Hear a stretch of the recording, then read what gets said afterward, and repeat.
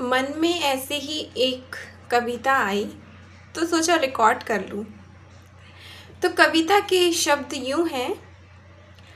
अब मैं बच्चों की कंप्लेंट सुनने लग गई हूँ, अब मैं मम्मी बन गई हूँ।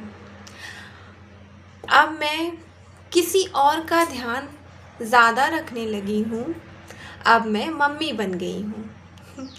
अपना ध्यान कम रखने लग गई हूँ, अब मैं मम्मी बन गई हूँ।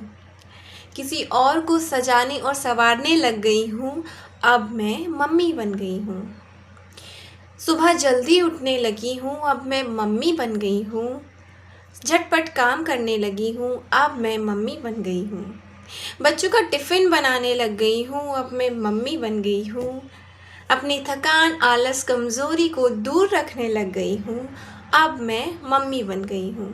दो बेटियों को संभालने लग गई हूँ, अब मैं मम्मी बन गई हूँ। और हाँ, आज मुझे माँ की कमी, माँ की जो ज़िंदगी थी उसका एहसास करने लग गई हूँ, उनके इमोशंस का। अब मैं मम्मी बन गई हूँ। So this is my